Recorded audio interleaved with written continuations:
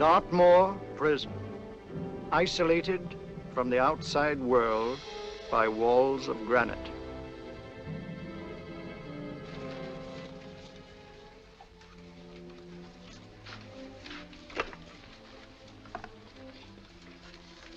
They say you could get out of here by merely telling what you know.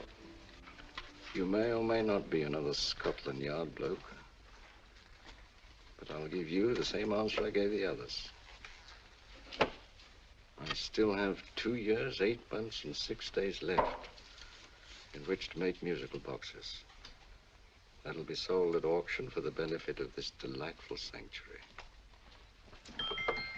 And I intend to serve them.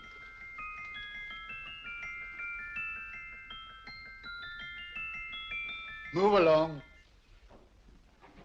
And now we come to the next object on our list, or I should say objects, because there are 3 of them. Now, ladies and gentlemen, these can be bought together or separately. Now, these beautiful little musical boxes only arrived this morning, and I didn't intend to put them on the auction block until later, but I'm going to sell them now. So, good friends, as our old pal Mark Antony used to say, lend me your ears. And what do you hear? Right. The beautiful tinkle tinkle of a musical box. What a lovely trinket. What a beautiful gift. Created and made by loving hands. A thing of beauty and utility. I was going to start with £5. It's a bargain, £5. Do I see any hands? If there's a connoisseur in the house, will go £3 for it. £2. £1. 10 shillings. Thank you, sir. Ladies and gentlemen, 10 shillings is offered for a musical box you couldn't buy anywhere in London for less than £5. It'd be stealing to let it go for 10 shillings. Like taking milk from a baby. All right, we're selling for 10 shillings. 10 shillings, 10 shillings is offered, 10 shillings is offered, 10 shillings is offered. Will anybody give me £1? Will you give me £1? Oh, won't someone give me £1? A pound, £1 is offered, £1 is offered, ladies and gentlemen, £1 is offered. It's against you, sir. Will you go to £2? We got to £2, sir. £2. £2 is offered. £2 is offered. Going once, twice, third and the last call. Sold to the gentleman for £2. Sorry, my dear. Now, ladies and gentlemen, comes the opportunity to purchase an exact duplicate of the beautiful little musical box just bought by this gentleman for the ridiculous low price of £2. Oh, it's exactly the same. Exactly the same. Made with the same hands. You hear that? Isn't that lovely? That tinkle, tinkle, tinkle, tinkle. Sounds like Bow Bells to me, you know, with little angels pulling on the ropes, eh? Who'll give me £2 for it? Who'll start me with £2? Will anybody start me with £2? Oh, come, ladies and gentlemen. You know, from your enthusiasm, we might all be in Scotland instead of London. Please buy it for me, Daddy. £2, certainly not. We all might be in Scotland. Besides, I don't like his manner. £1, 10 shillings. £1. £1 is ours. £1, £1 is offered. £1 is offered. Going £1. Any advance? Going once, going twice, the third and the last call. Sold to the lady for £1. Smart bidding, my dear. Thank you. We come to the third and last of these beautiful little musical boxes. Exactly the same. Tinkle, tinkle. Isn't that lovely? Ladies and gentlemen, I don't bring you here to gull you and swindle you. This is the exact replica of those 2 I just sold before.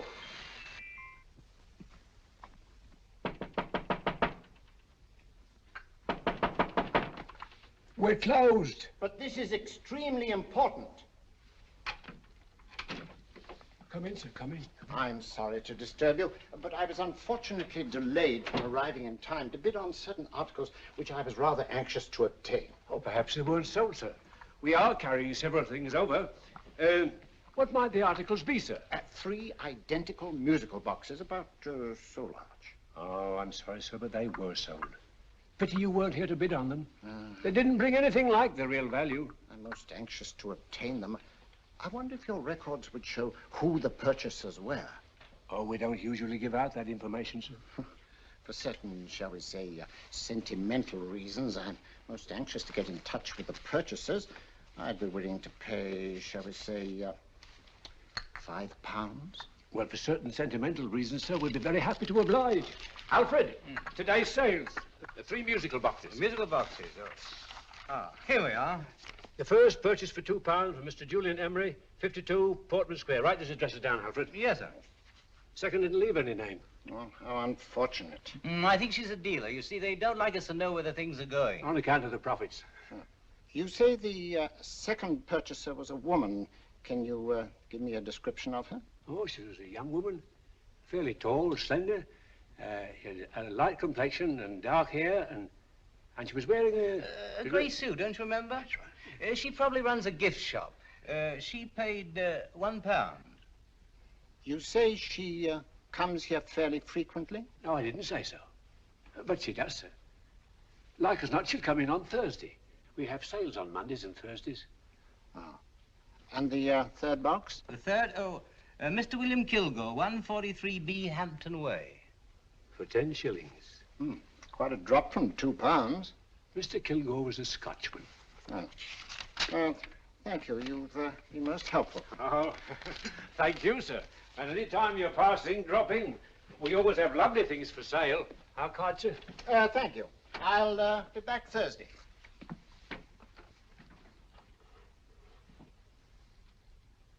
The message reached us too late. Musical boxes are being sold. Well, let's get out of here.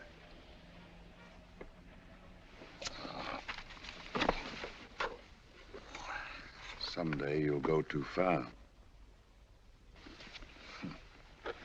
Reaching for a star, you fool.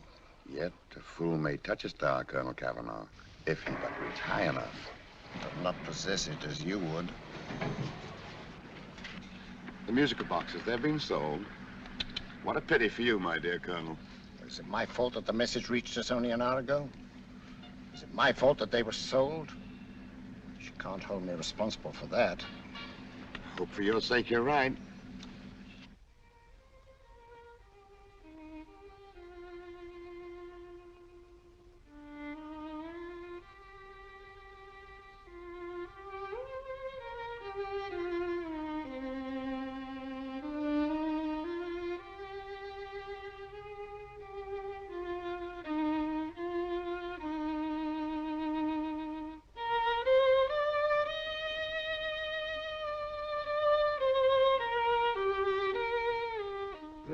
Upon you tonight at 7:45, a gentleman who desires to consult you upon a matter of the very deepest moment. Remember that letter, Holmes? It was written over 2 years ago. An interesting case, devilishly interesting. Irene Adler. What a striking-looking woman from the brief glance I had of her. Seems only yesterday. What charm. What poise, and what a mind. Sharp enough and brilliant enough to outwit the great Sherlock Holmes himself. I take it the new issue of the Strand magazine is out, containing another of your slightly lurid tales. It is indeed.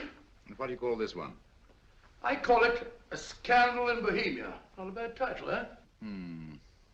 If you must record my exploits, I do wish you'd put less emphasis on the melodramatic and more on the intellectual issues involved.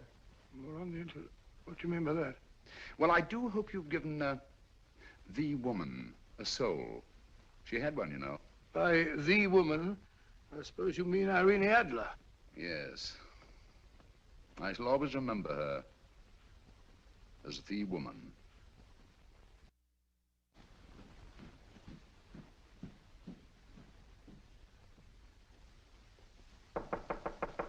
Come in. I think. That's him, old boy. How are you? How are you, old boy? I haven't seen you for years. I want you to meet my old friend Sherlock Holmes. Holmes, this is Stinky. In other words, Julian Emery. How do you do, Mr. Emery? Watson has often spoken of you. Oh, has he? Yes, we were at school together. Yes, more years ago than I care to remember, but you didn't come in here just to remind me of that. No, I just happened to be in the neighborhood and saw your lights burning, so I took the liberty of looking you up. Still writing your mystery stuff? Yes, there's a new one out this week. Good, I never miss them. Oh, good, thanks. I say that bandage makes you look very interesting. Still poking your nose into other people's business as usual? Who hit you? I haven't the foggiest notion. Somebody knocked me on the head in my own living room, and then proceeded to commit the most idiotic burglary you ever heard of. Fellow must have been balmy as a coot. Balmy? Why? Come sit down, old boy. Would you like a cup of tea? Huh? Oh, all right. I'll go and tell Mrs. Hudson about it. Yeah. Why do you say the robbery was idiotic, Mr. Emery? Oh, simply from the fact that with about £5,000 worth of musical boxes in my living room, the thief, who I caught in the act, made off with one that isn't even worth £5. I gather you're a collector of musical boxes. Yes, I am indeed. Some of them are very beautiful, but not the one that was stolen. The thief evidently grabbed the first thing that came to his hand when he heard me coming into the room. Still, it's rather odd, isn't it, that having disposed of you, he didn't pick up something more valuable. Mm-hmm. Was there anything unusual about the stolen box? No, nothing at all. No, I picked it up in the south of France, several years ago. You say you have many valuable music boxes, and yet the thief made off with one that isn't worth £5. Sounds like rather an intriguing little problem. Yes, well, I take it that he was just an ordinary petty thief and didn't know the value. That is a possible explanation, and yet I venture to say that the average petty thief has a more extensive knowledge of the value of objets d'art than the average collector. Well, anyway, that's Scotland Yard's theory. They didn't get very excited about it. That's consistent anyway. I wonder if I might see your collection, Mr. Emery. Oh, of course you could, yes. Nothing a collector likes more than showing off his trophies. When would it suit you? No time like the present. Good. My place is just round in Portman Square. Shall we? Yes, right. Hello? Where are you going? Stinky hasn't had his tea yet. Oh, I'm sorry. We're going round to my place, where I'm going to give you something better than tea. Now, this one was made for Louis XV, and is one of the very few still in existence from that period. And a particularly fine specimen at that. Charming, isn't it? Quite. They all sound to me like a lot of mice running about on a tin roof. I'm afraid you have no ear for music, Watson. Give me a good old band playing a rousing march.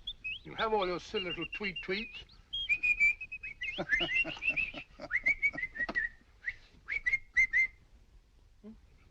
Another one. Excuse me.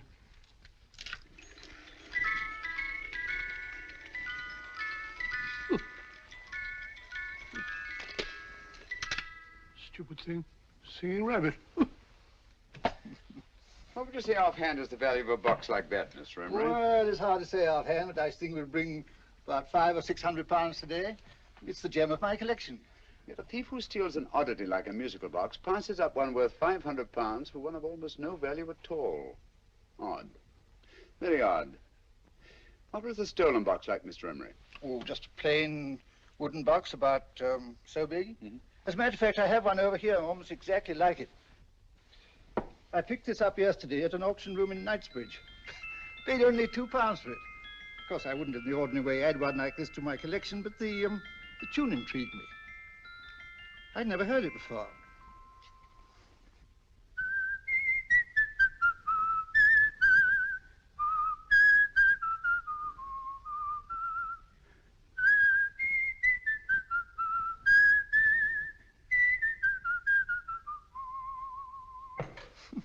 You have a remarkable ear for music, Holmes. Rather an unusual melody. Sit down, will you? Thanks. You say you bought that box at an auction sale yesterday? Yes, the Gaylord auction rooms in Knightsbridge. Mm-hmm. Run by old, what's his name? Crabtree. That's the man. At what time was the robbery committed? Oh, about 3 o'clock this morning. You know, Mr. Emery, that box and the robbery might well be cause and effect, especially since you say that the stolen box outwardly resembles this one a great deal.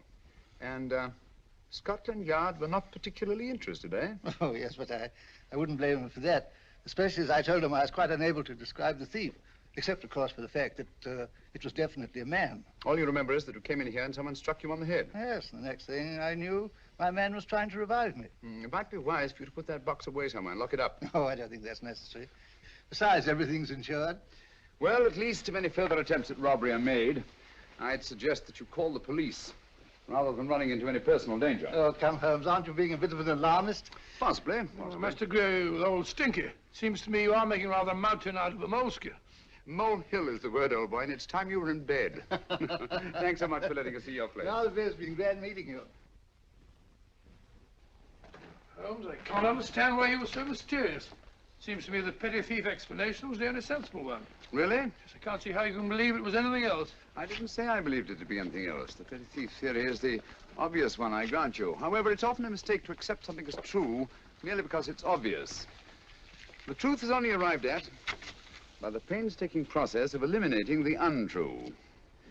We are not able to do that in this case without further data. Rubbish, you're pulling my leg. You're trying to turn a tuppenny halfpenny robbery into an international plot. No, I'm not. I just hope that your friend Stinky is a little more cautious in the future, just in case.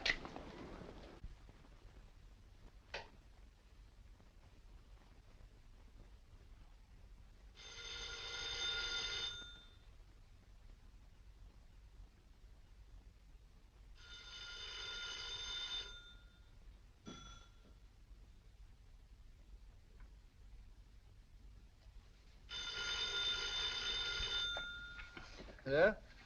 Yeah? Julian Emery here. Who? Why, of course I remember you, Mrs. Courtney. Yes, you're the one bright spot at that appallingly dull affair of Lady Sanford's. Huh? Of course it isn't too late to come round. Yes, I shall be delighted to give you a drink.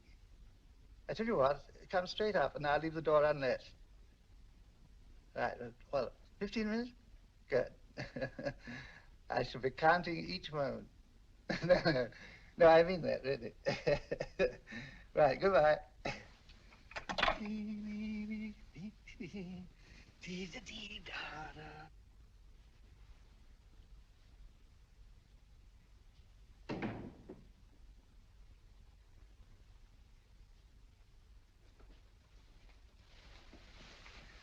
Boo!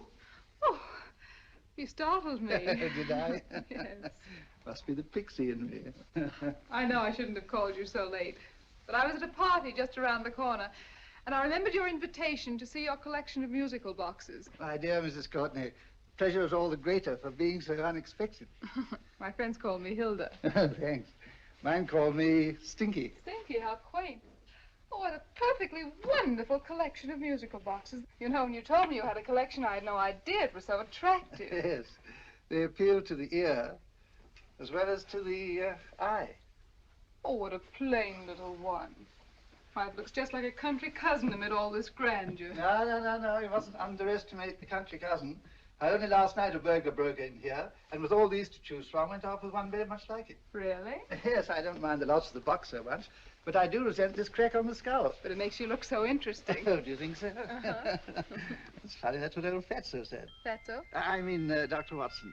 He was here this evening with a friend, a Mr. Holmes. He's interested in my collection, too. Sherlock Holmes? Yes. Do you know him? I've heard of him.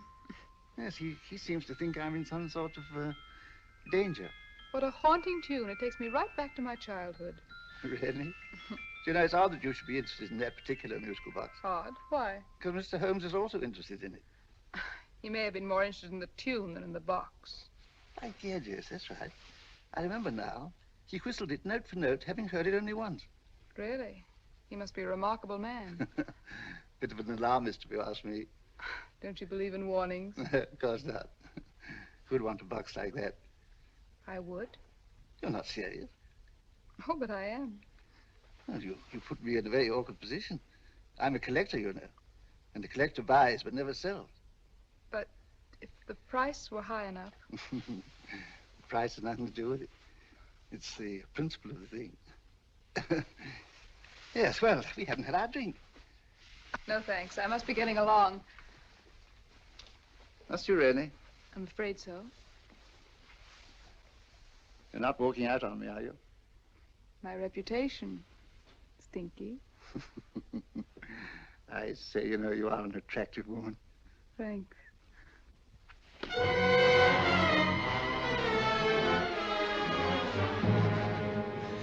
You fool. I told you to wait outside. What did you have to kill him for?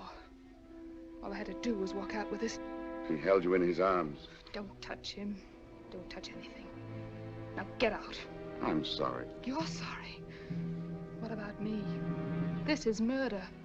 What about Scotland Yard? What about Sherlock Holmes? Now get out!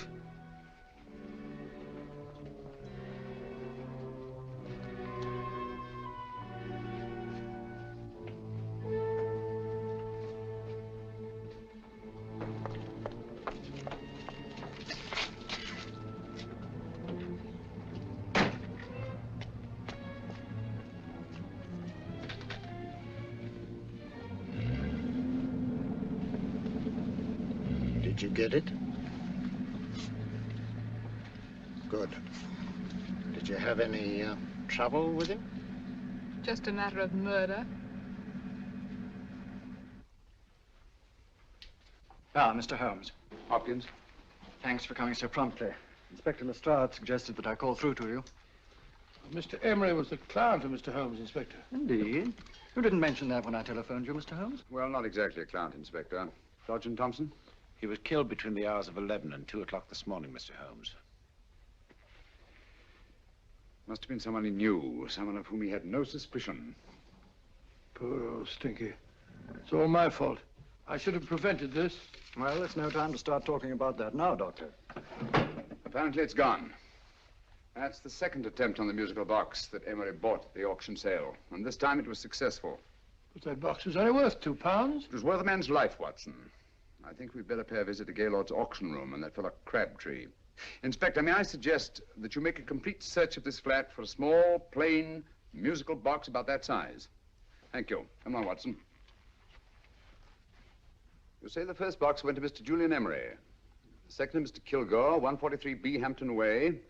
And the third to the unidentified young lady who presumably has a shop and lives near Golders Green. That's right, Mr. Holmes. Isn't it rather strange, Mr. Crabtree, that you should have had 3 identical musical boxes all playing the same tune? Where'd they come from? Dartmoor Prison. Dartmoor? Yeah, we get a regular shipment from there every month. The inmates manufacture them. Well, they make all kinds of things, you know, pipe racks, waste paper baskets, musical boxes. Did you happen to notice if anyone showed any particular interest during the auction in the purchasers of these 3 boxes? Oh, come now, Mr. Crabtree.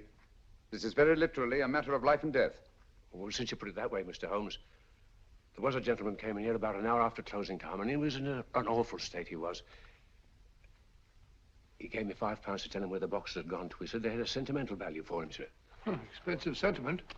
Can you describe him? He was tall, distinguished looking, and he had grey hair and a moustache. He was quite a gentleman, sir. What was his reaction when you were unable to supply him with the address of the young lady who owned the shop? I told him the young lady usually come back on Thursday. He said he'd come back on Thursday. Now, that's tomorrow. Thank you, Mr. Crabtree. You've been very helpful. Thank you. Come along, Watson. Where are we going now, Holmes? To the home of Mr. Kilgore, the man who bought the 3rd box.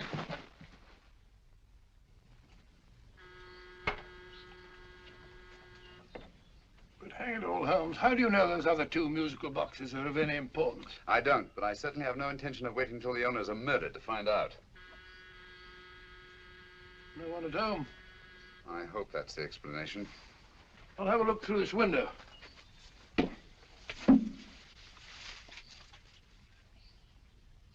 Doesn't seem to be anyone there. The whole place seems deserted as far as I can see. Yes. Mr. and Mrs. Kilgore at home? No. When do you expect them? Oh, in an hour or so. There's no use you're hanging about. They don't buy nothing from peddlers. Peddlers? My good woman, this is Mr. Sherlock Holmes. Sherlock Holmes? Oh, go on. Do you mind if we come in and wait? My business is rather urgent. Well, I've got to go out and do my shopping. And I don't know as Mrs. Kilgore like any strangers nosing about. Quite all right, I assure you. Well, I've got to be off. You two wait in the parlor. And no smoking either. Mrs. Kilgore says it smells up the house. Funny old girl, Holmes.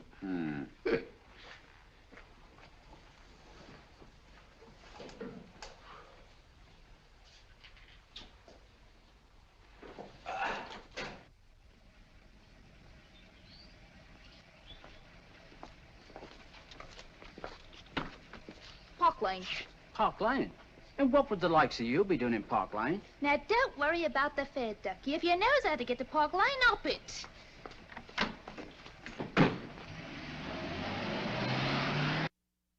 You know, Holmes, I've been thinking. There must have been something hidden in that box of old Stinky's. Stolen jewelry, possibly. What's up, Holmes? Listen.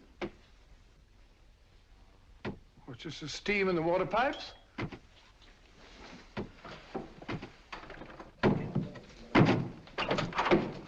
Watson! Great Scott! Come on, Holmes. Get on the chair here. It's all right, my dear. There.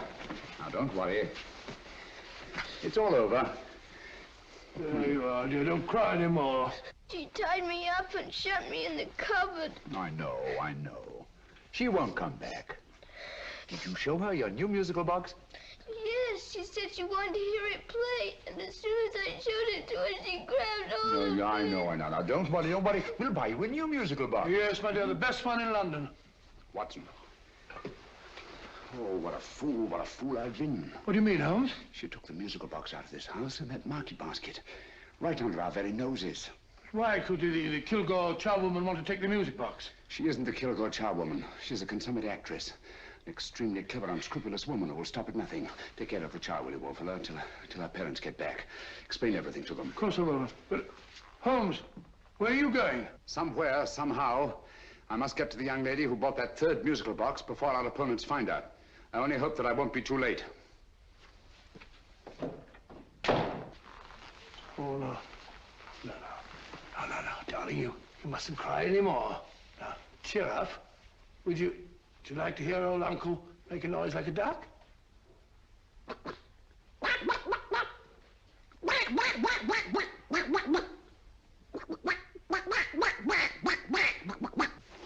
Oh, sorry.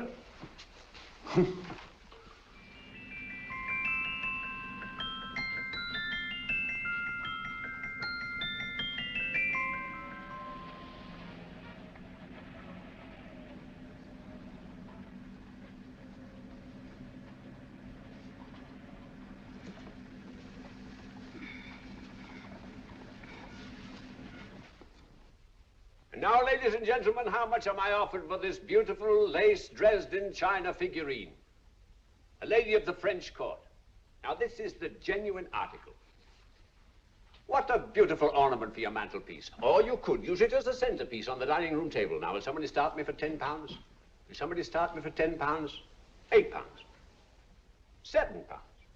All right, £5 is offered, £5 is offered, £5 is offered, £5.10, £5.15, £5.15.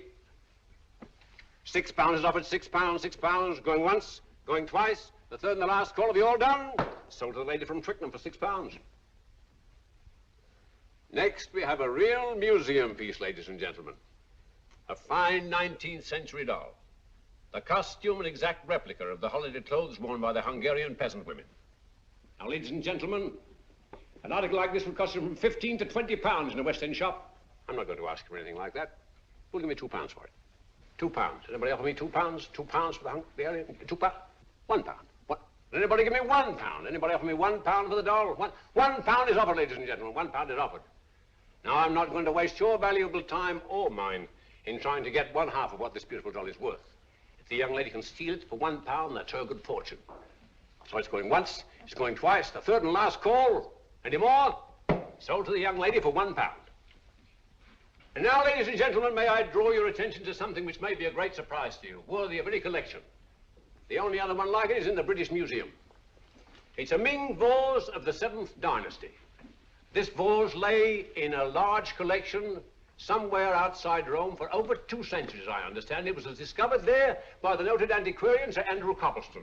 Now, some of you may remember Sir Andrew Coppleston. Besides being a noted traveler and antiquarian, he's also a gentleman rider.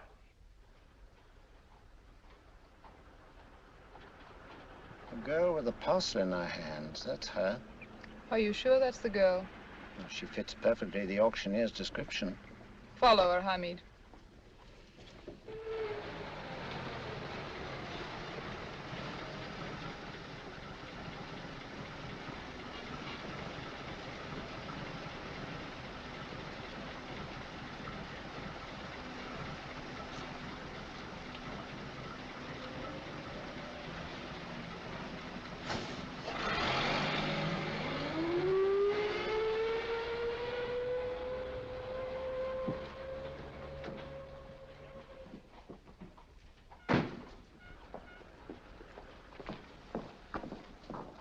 It's lovely, dear. And only £1.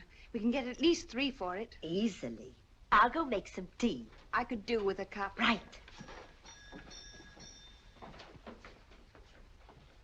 Good afternoon. Good afternoon. I'm looking for a birthday gift for a 7-year-old girl. What would you suggest? We have some lovely dolls. Now, this Hungarian I think peasant- she has enough dolls already. Books are always welcome. Well, I'm looking for something a little different. Well, that's rather cute. What is it?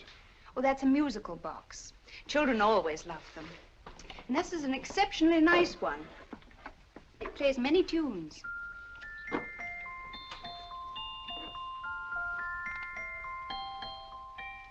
Have you any others? Yes. If you'll just step this way. I have only 2 left.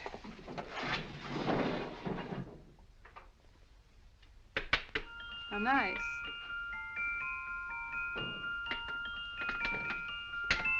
Are you sure this is all you have? I'm sorry. They're rather hard to find, you know. That's our entire allotment. I did have one other, but I sold it earlier this afternoon. But it was only a plain wooden one. It wouldn't have been a very nice gift for a child. Really? Do you happen to know who the purchaser was? Why, yes. He left his card, just in case anyone should inquire for him.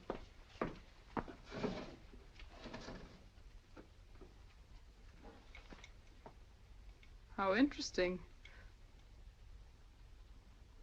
I'm sorry, but I'm afraid I'll have to look a bit further. Thank you anyway. Good afternoon. Thank you.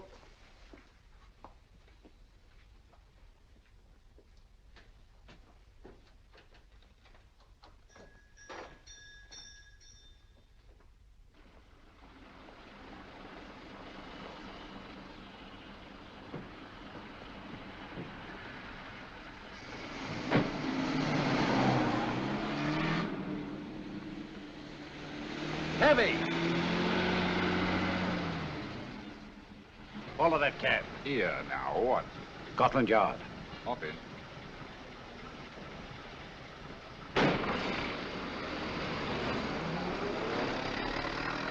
Sherlock Holmes. I might have known. We thought we were the hunters, instead of which we're the hunted. We've been fools. We played right into his hands. Of course. He's had us followed. Don't look. The man in front of the toy shop. Hamid, turn sharp right at the next corner and again at the next.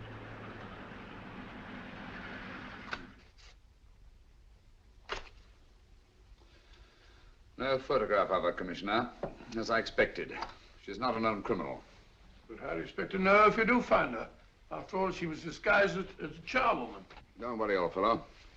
If I ever see her again, I'll recognize her. Well, it won't be long till we know who they are and from where they operate. Who's covering them? Sergeant Thompson's following them, sir. They won't get away from him. He's a good man. We could have arrested them at Clifford's toy shop if we had any proof. But we know that they killed Emery. Proof, my dear fellow. We must have proof. We have x-rayed it, sir. There's nothing whatever concealed in the box. We'll have a look at the plates.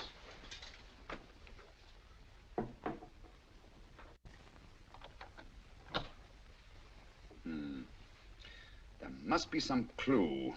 And it's probably so obvious that we've all overlooked it. Seems to me we're up against a bunch of lunatics. Not lunatics, my dear fellow. Extremely astute, cold-blooded murderers. What can these little musical boxes have in them that's so important?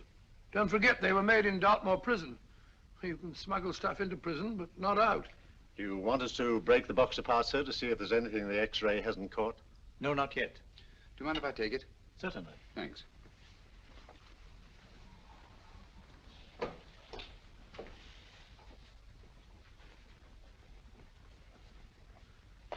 The governor of Dartmoor Prison informed us, sir, in answer to Mr. Holmes' question, that all 3 musical boxes were made by the same convict, John Davidson, serving a 7-year term, sir. Davidson? The Bank of England plates. That'll be all. Yes, sir.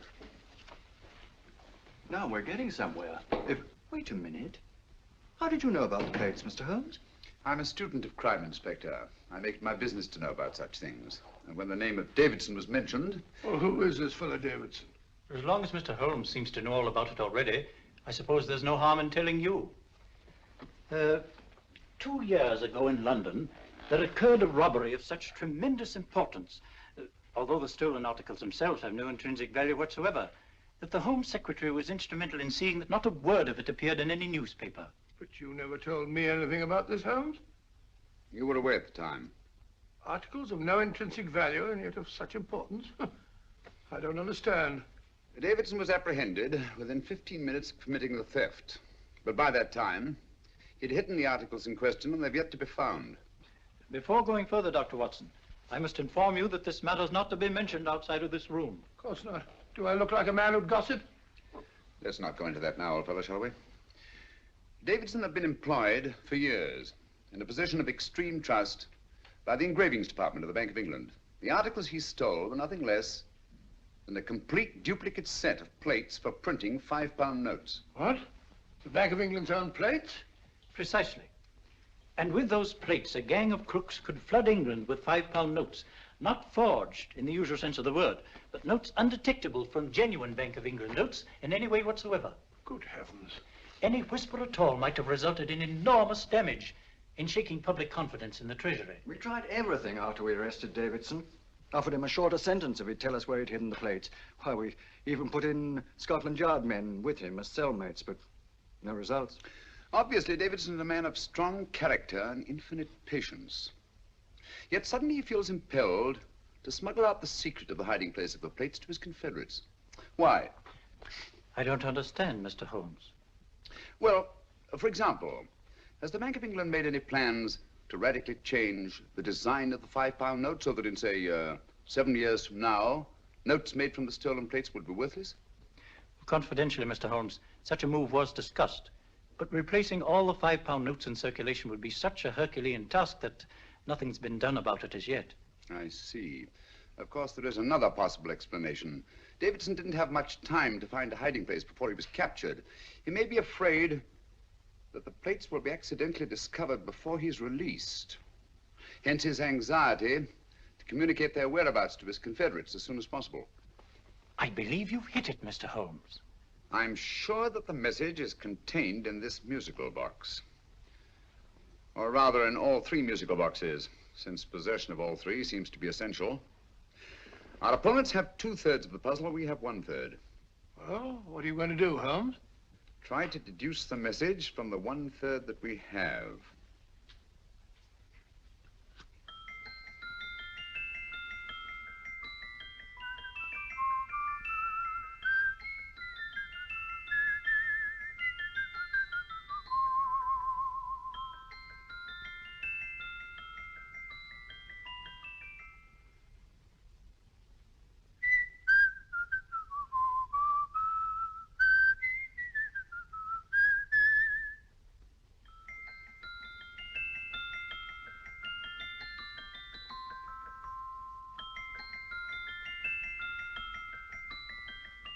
It's the same tune as the one played by Emery's musical box.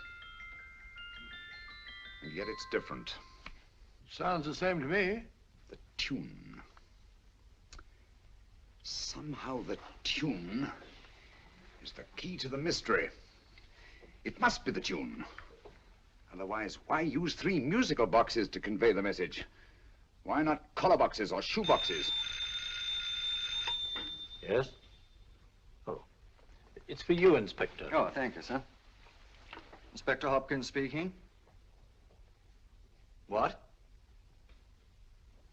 Where? Golders Green Station reports they've just found Sergeant Thompson's body. From the tire marks on his clothes, he was apparently run over by a taxi. What an unfortunate accident. Not an accident, my dear fellow. I'm afraid it's murder. Never know just who you're going to meet when you're walking down a busy London street. Mrs. Hawkins, Mrs. Brown, any subject of the crowd. Oh, you never know just who you're going to meet. So you better hold your topper in your hand, just in case you meet a lady on the Strand. Girls will think you're kind of sweet, and your day will be complete. Oh, you never know just who you're going to meet. Now, a gentleman is judged by his appearance. Yes, a gentleman is judged by how he talks. Now, he's much better off when he's acting like a toff, especially if he's taking him a walk. What on earth is this outlandish place? A rendezvous for actors. Actors? Buskers, old boy. You've seen them 1,000 times. Actors who entertain the queues, waiting outside theaters. Who you're going to meet when you're walking down a busy London street.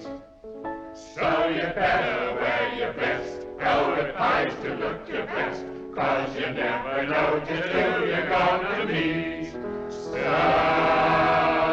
you better keep your manners right in view, just in case a lady gives a how'd you do. Keep your trousers in a pleat, shine your shoes and keep them neat, 'cause you never know just who you're going to meet. Blimey. Mr. Holmes. How are you, Joe? Never met him. And yourself? Fine, thank you.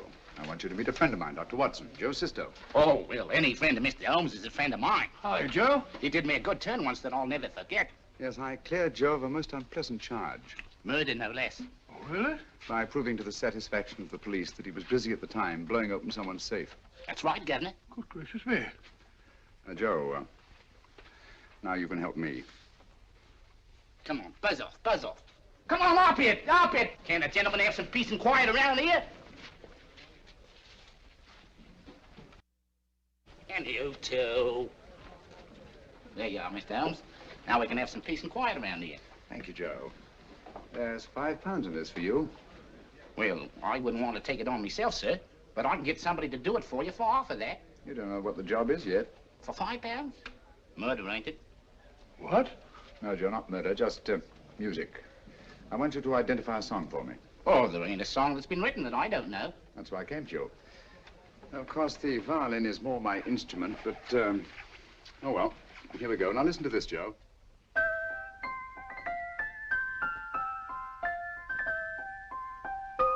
Wait a minute. You're playing that wrong. That should be E natural, not E flat. You know the song? Oh, yes. It's an old Australian song called, The Swag Man. But you're playing it all wrong. That's what I hoped you'd say. Now, listen again, Joe.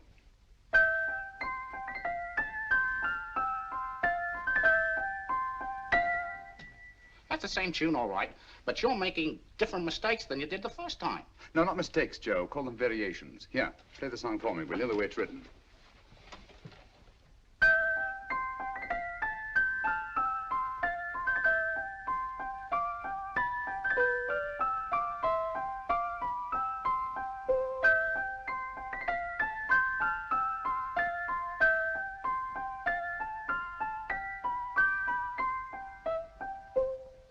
There you are.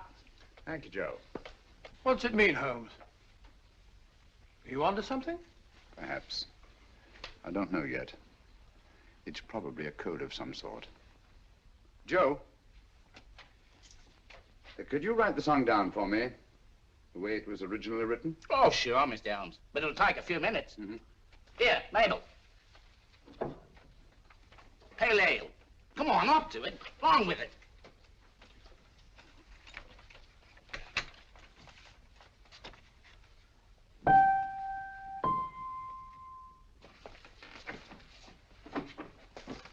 Well, obviously it isn't the lyrics. No combination of those words made any sense at all. The variations in the way Emery's musical box played the tune are different from the variations in the one we have. You sure? Quite. You see, I took the trouble to memorize the tune as played by Emery's box that night we were with him in his flat. Holmes, you amaze me. Elementary, my dear fellow. One of the first principles in solving crime is never to disregard anything, no matter how trivial. But why are 3 boxes? Why not 1? Because the message was obviously too long to be conveyed by any one variation. Then there's the 3rd box, the one that woman took from the Kilgores. That contains yet another set of variations. Yes, well, it's all beyond me. Well, all we have to do now is to find the secret of the variations. Not a very easy problem to solve, my dear fellow.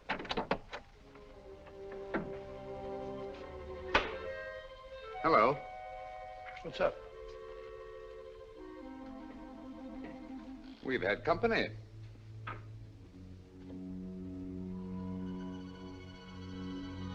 I say, this is outrageous. Ask Mrs. Hudson to come in here, will you? Right.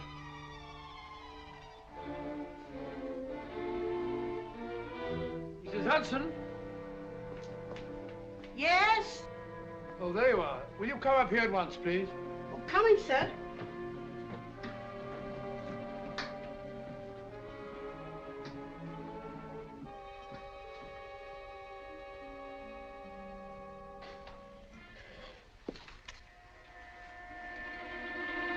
Mercy me, Mr. Holmes. What has happened? Who called while we were out, Mrs. Hudson? Just a young lady. The one who said you wanted her to wait for you. And a nice-looking old gentleman with Our her. friends again, Watson. Friends? What did the young lady look like? Oh, I couldn't see her face. She had a heavy black veil on. But she had such a nice way with her. Oh, I'm sorry, Mr. Holmes, if I've done anything wrong. But you did say I should always let clients come in and wait for you. Don't worry, Mrs. Hudson, don't worry. You had no way of knowing. It's quite all right, quite all right. Now, don't worry, Mrs. Hudson. Don't worry. Well, where on earth's the musical box? They didn't get it. Didn't get it? Where is it? It's in your hand. Huh? In that biscuit jar. Pick the biscuits off the top. Now put your hand inside, and you'll find the music box. Well done, Holmes. Well done. Amazing.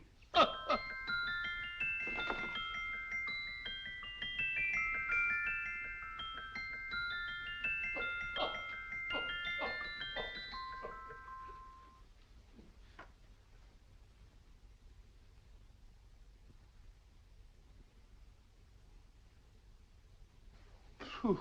Nice fresh smell. Like a pub after closing time.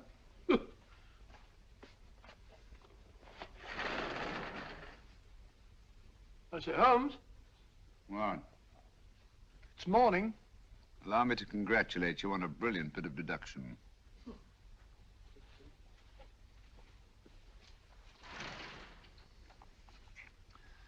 It's not a transposition, not a polygraph transposition, not a trigraph, nor any known form of decoding. How about the Morse code? Have you tried that? Yes, at about 3 o'clock this morning. I'm sorry, old man. I was only trying to help.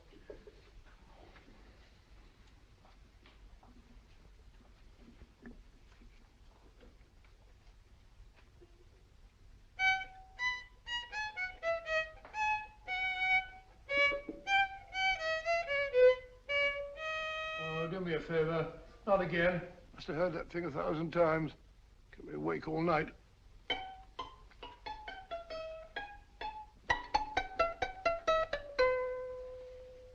Not a very distinguished composition, I grant you. You know perfectly well I don't know one tune from the other. When I was a kid, my people tried to have me taught the piano. I've always felt sorry for that old teacher of mine. The poor old girl finally reached the point of numbering the keys for me. 1, 2, 3, 4. Even then, I never progressed beyond it. Numbering the keys, Watson. The 19th key of the keyboard is the 19th letter of the alphabet. S. Here. Write it down when I give it to you, old fellow, will you? The first altered note. Write S first. Now, the 8th key is H. The 5th key, E. The 12th key, L.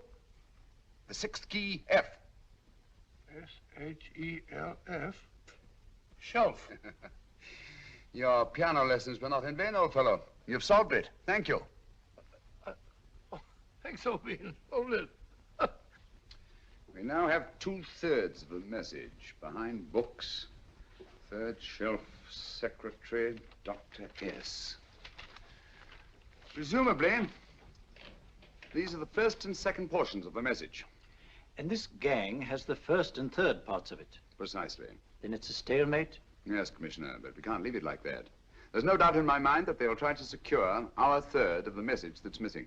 Well, I assume you've taken every precaution to guard the Clifford music. Oh, yes, it's carefully hidden at Baker Street with Dr. Watson on guard. However, I'm reasonably certain that, difficult as it may be, we can find the plates even without the missing part of the message.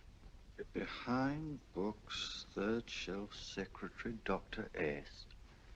Well, outside of the fact that Davidson hid the Bank of England plates somewhere in London, Mr. Holmes, I don't see that we've progressed at all.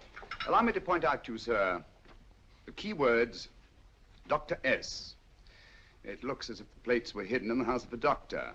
Whether S stands for his first or last initial remains to be determined by a process of elimination. Well, there must be 10,000 doctors in London with S for a first or last initial. Precisely. And every one of them will have to be questioned in person. That's why I say this is a task for Scotland Yard. It's a task, all right. But Scotland Yard has searched worse haystacks and found the needle. Well, for the time being, I'll leave the matter in your hands, gentlemen. We'll call you if and when we get a lead on our mysterious Dr. S. Thank you. In the meantime, I intend to follow up a little clue concerning a cigarette.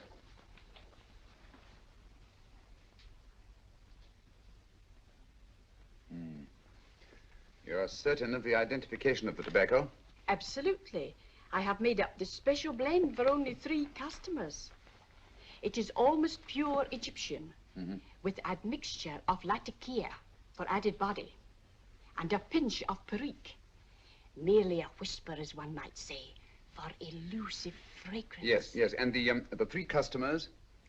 Major Wilson in Bombay, India. Mrs. Catherine Leamington Smith in Ireland. Yes, and the 3rd?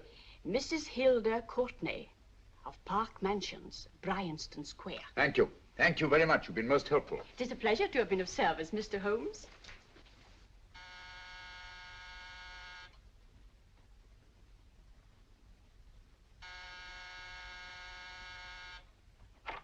Yes? Mrs. Courtney? Yes. My name is Sherlock Holmes. Oh, do come in. Thank you. I've heard of you, of course, Mr. Holmes. I believe we have a mutual friend in Sir Edward Brookdale. He's spoken to me of you quite often. Indeed. And to what good fortune am I indebted for this visit? I think you know Mrs. Courtney. Well, I did get a summons for speeding last week, but outside of that, I don't think I'm of any interest to the police. Oh, come now, Mrs. Courtney. You seem to forget that you and I have met before. I'm sorry. I'm sure I would have remembered meeting the great Sherlock Holmes. Please sit down. Thank you. You say we met before. Yes. At the home of Mr. and Mrs. Kilgore, 143B Hampton Road. Kilgore? I don't think I know anyone of that name. Well, I didn't say you knew them. As a matter of fact, you called on them when they were out. I don't understand, Mr. Holmes. Really? And you were dressed rather differently. Indeed. Cigarette? Thank you.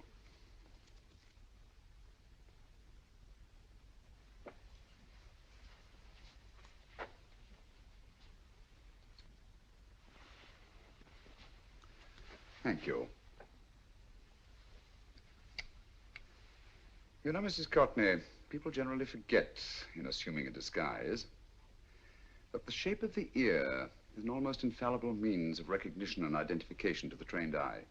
Evidently, you've mistaken me for someone else. Oh, no, not at all. Though naturally, I expected your denial. But when you paid your visit to my rooms at Baker Street, you carelessly left behind another identification. They're, identical, aren't they? Yes, I must admit they are. You see, Mr. Holmes, to catch one as clever as you, I had to use a very special lure. I knew you'd be unable to resist the bait of my cigarette, having read with great interest your monograph on the ashes of 140 different varieties of tobacco.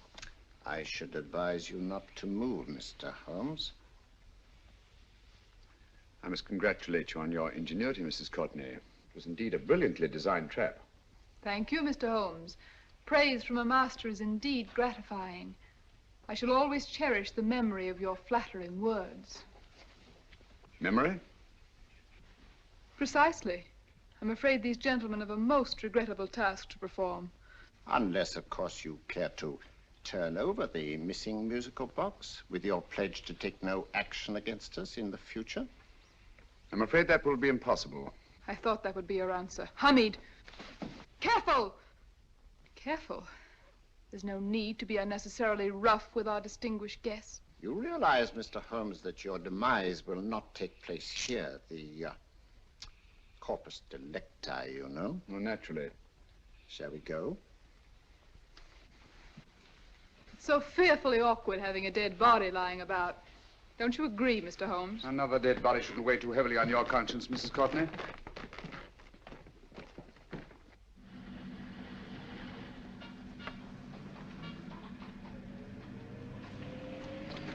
You mind if I have a cigarette? Don't see why not.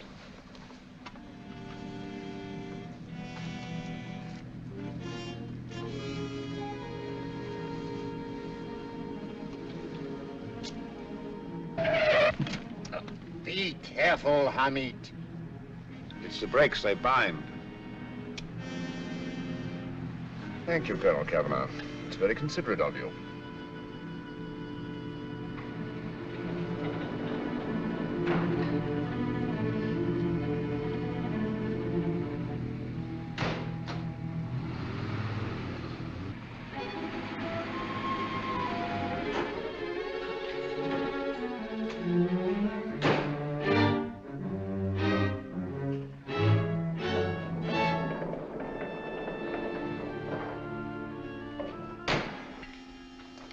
You'll be happy to know, Mr. Holmes, that your death will be a painless one. Hamid, attach this to the motor of the taxi. That little attachment, my dear Mr. Holmes, contains the deadly fluid known as monosulfide. The Germans use it with gratifying results in removing their undesirables.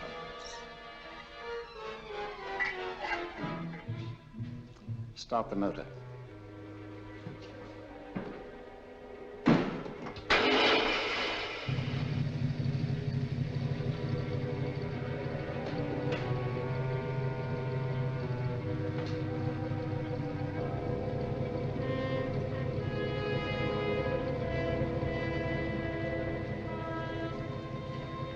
Tape his mouth.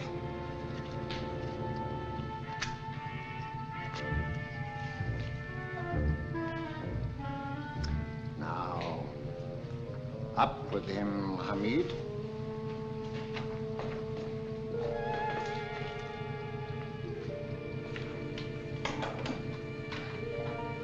You find yourself like Muhammad's coffin, Mr. Holmes, suspended between heaven and earth.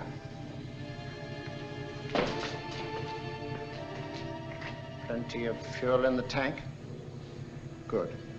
It would be too bad to have anything go wrong through so simple an oversight.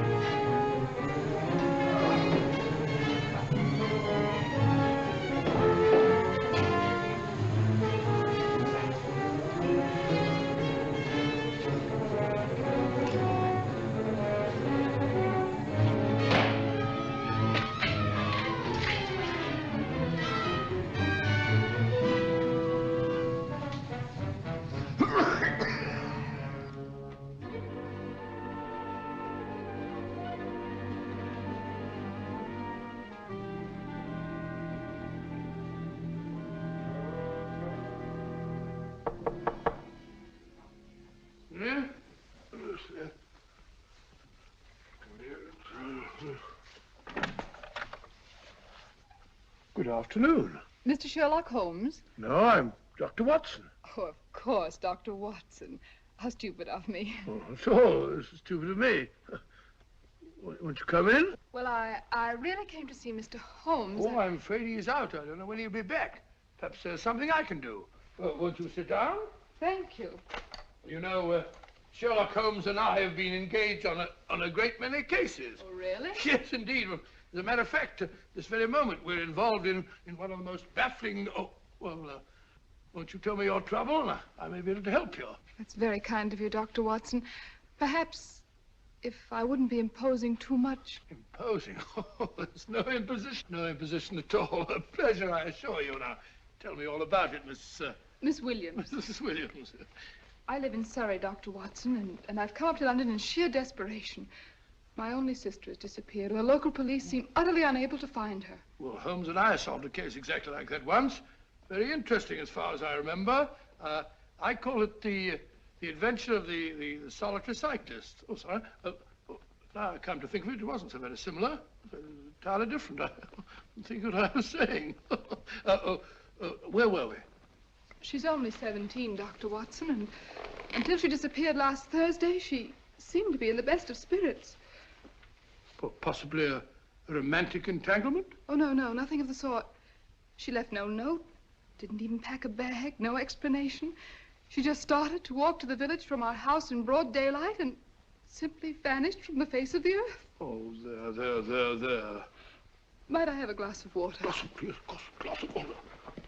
Have one minute.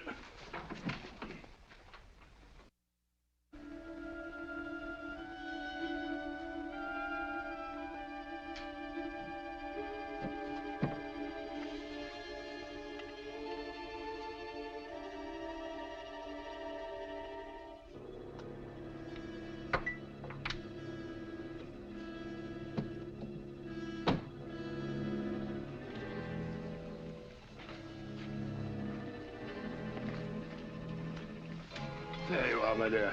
Thank you, Dr. Watson. No, you're not to cry anymore. You must pull yourself together. Oh, I feel much better already knowing that you're going to help me. Oh, Dr. Watson, look! Good heavens! Oh. Get through the fire brigade, quickly!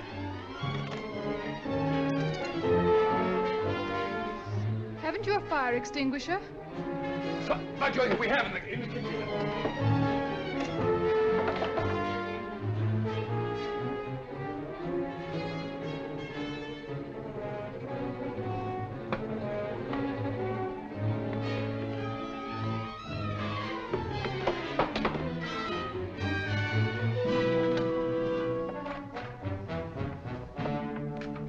Don't you worry, Miss Williams. We'll have this thing out in no time.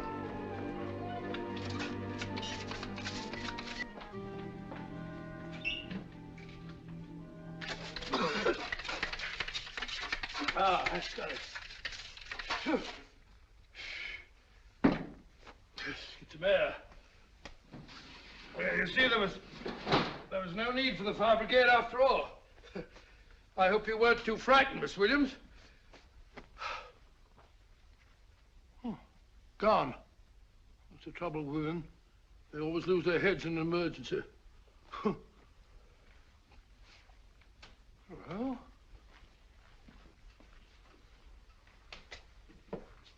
a musical box.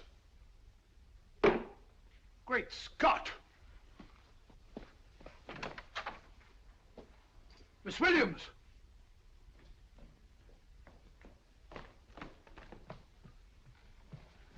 Well? Good. And Holmes? By now, Mr. Holmes has no doubt exchanged his violin for a harp. Always assuming that heaven is his destination. Yeah. And now that we have the missing musical box.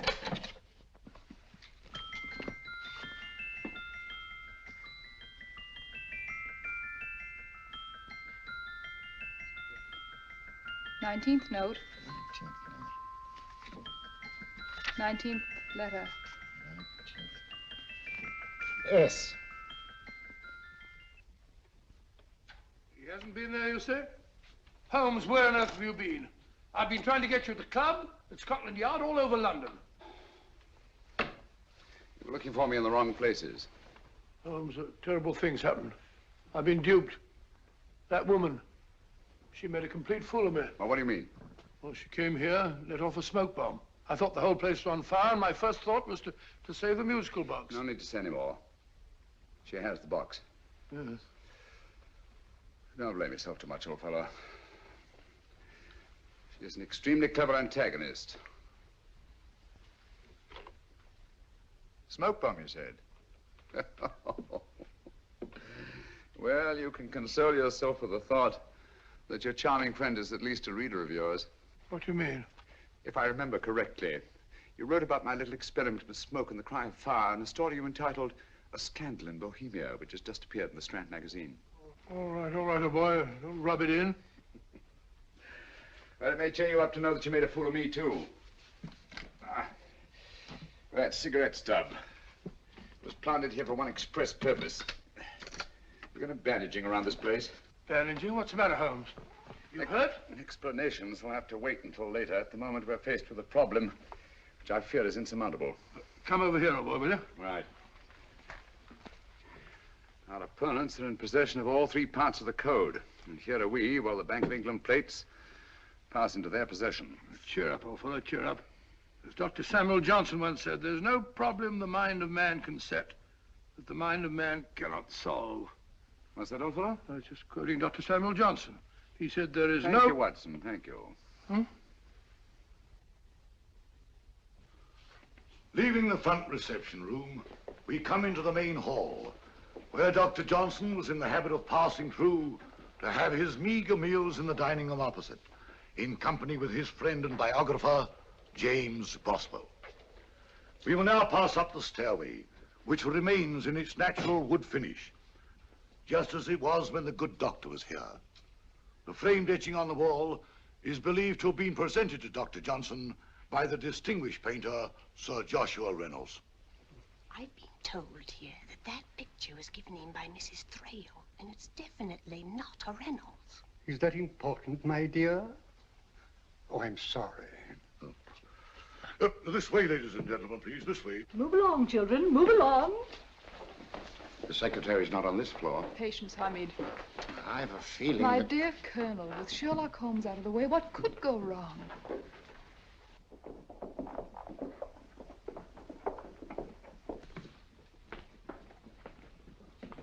And here we have the Garrett Library, in which Dr. Johnson wrote his famous dictionary, and in which you will see also many of the great man's books and other items of interest. Step forward, ladies and gentlemen, please, step forward. Standing in the corner is the secretary, which contains many of the original works by the literary genius. On this table, Dr. Johnson's cat, Hodge, used to sleep while his master worked. A strange thing about this cat, ladies and gentlemen, was its love of oysters. They do say that the dear doctor often went hungry to find the cat that delicacy. What a pity. Now we will visit the grey room, which is immediately below us, in which you will see the very bed in which Dr. Johnson died. What did he die of? Gout. Just gout. This way, ladies and gentlemen. Mind the steps, please.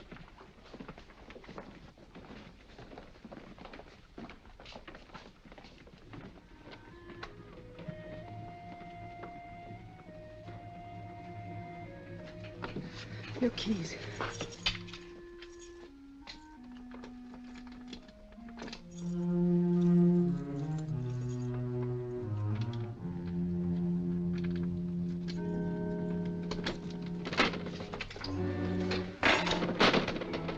Third shelf up.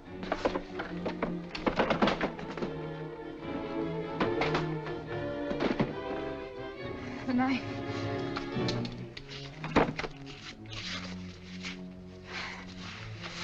Gentlemen, the Bank of England plates. Well, Mrs. Courtney, so we meet again. No, I shouldn't do that if I were you, Colonel Cavanaugh. I must congratulate you, Mr. Holmes. You're far more clever than I thought. Thank you, Mrs. Courtney. Praise from you is indeed gratifying. I shall always cherish the memory of your flattering words. Memory? Oh, thank you. And now I have a most regrettable task to perform.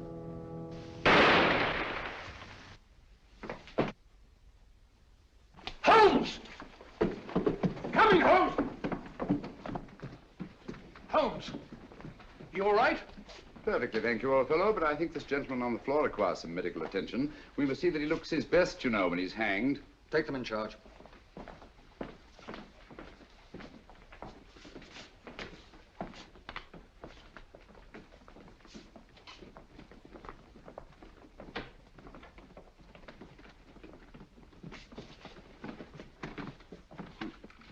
A brilliant antagonist. It's a pity her talents were so misdirected. Will you see that these plates are returned to the Bank of England, Inspector? I still don't understand how you solved it, Mr. Holmes. It's entirely due to Dr. Watson. He gave me the clue when he mentioned Dr. Samuel Johnson. Well, congratulations, Doctor. Oh, thank you, Inspector. I don't think I'd have done it entirely without Mr. Holmes's help, you know.